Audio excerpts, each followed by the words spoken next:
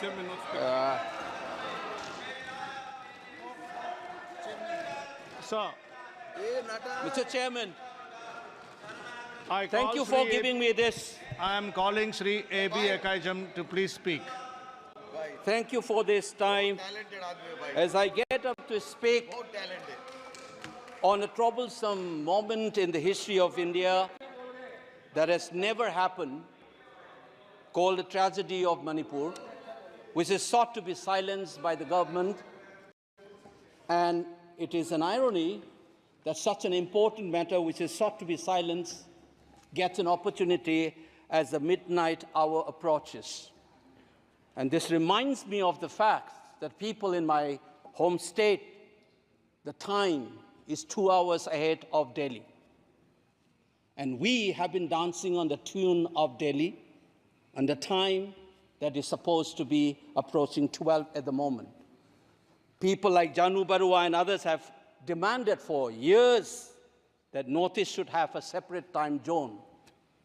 Only then you will be able to live with dignity and a sense of well-being. The kind of priority that I can sense is this moment that I get a chance to speak. Mr. Speaker, sir, I'm just trying to, Mr. Chairman, I'm drawing your attention to the absence of Manipur in the President's address. This is not a simple absence. It is a reminder of a Rashtra Chetna which excludes people. You must realize that more than 60,000 people are languishing in relief camp in wretched conditions for the last 1 year. If anybody is read partition of this subcontinent, which I have done, I was associated with a research project. We have interviewed more than 1,500 survivors of partition of 1947, and you are witnessing the same thing. People are living in wretched conditions that I cannot even mention here. 60,000 people homeless is not a joke. 200 plus people died. And there has been a civil war-like situations where people are armed to the teeth and roaming around and fighting each other, defending their villages. And the Indian state is a mute spectator to this tragedy for 1 year. I must remind this House that each and every square centimeter of Manipur is covered by a central armed forces. It is one of the most militarized areas in this country where you have more armed policemen than the civil police, besides the armed forces of the Union. Despite this, how is that 60,000 people were rendered homeless and villages in thousands were destroyed? And yet, our Prime Minister remained mute, not even a word. And the presidential address did not even mention that. Shame, shame, shame. And I said that this silence is not normal. It is a reminder of the fact which many scholars have said, that there is a continuity between colonial and the post-colonial period. Today we are observing a day where we begin a new criminal laws, seemingly discarding the colonial heritage. But as Ashish Nandi says, colonialism is a state of mind. It is a psychological phenomenon. It is an outlook, the way you look at the people, the way you look at the world.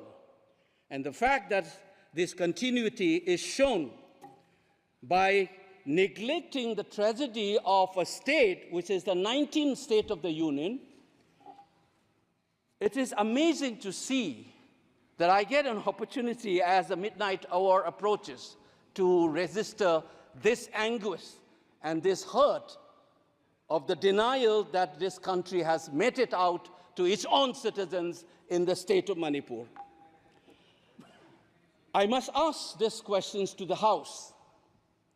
Is this silence communicating to the people of the Northeast, and Manipur in particular, that you don't matter in the Indian state scheme of things? Major Laisam Jotin, who was awarded Ashok Chakra while grappling with suicide bomber, was a Manipuri, who was awarded Ashok Chakra. You are dishonoring his own state.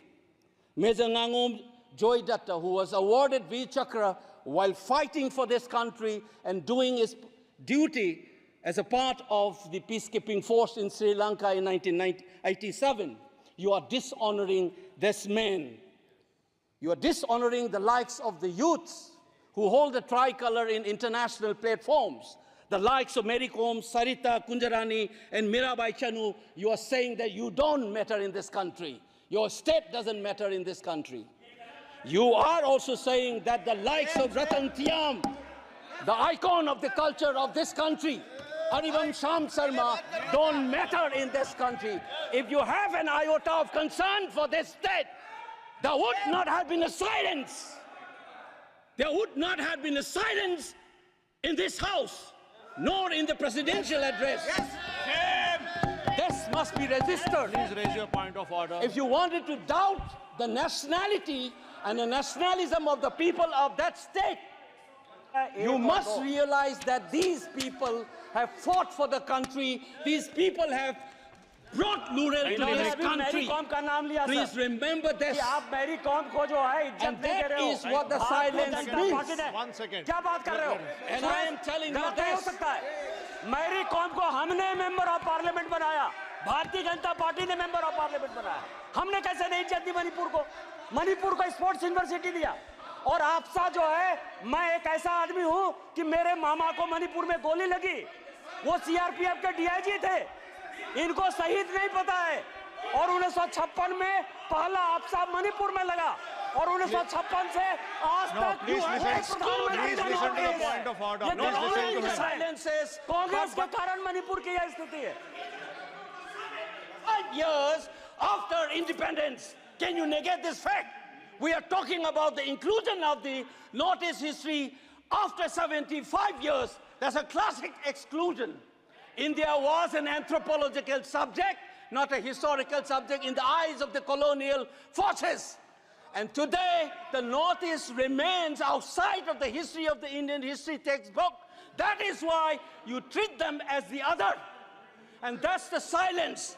And the silence on the Manipur tragedy is not unique. It is a reflection of this general continuity of the colonial in the post-colonial. It is sad to see a nationalist party like the BJP will feel comfortable with this silence on the tragedy of Manipur. Keep your hands on your heart and think about the 60,000 people who are linguistic in relief camps. And those mothers, those widows, think of them. And then you talk about nationalism. Point is made. He made Only his point. then we will understand what this tragedy means. And Mr. Chairman, the hurt, the anger has thrown a nobody like me to be part of this temple of democracy. Beating the BJP cabinet minister, think about the pain. If you hear an anxiety, anguish, and a pain in my voice, please go back and see those 60,000 people linguisting in the relief camp. Don't talk about partition remembrance till you bring that. I would keep quiet the moment the Prime Minister opened his mouth and the Nationalist Party says that Manipur is part of India and we care for the people of that state. Only then I will accept what is nationalism in our face. Thank you, Mr. Chairman. Thank you. I thank the House. The House stands adjourned to meet on Tuesday, the 2nd July 2024 at 11 a.m.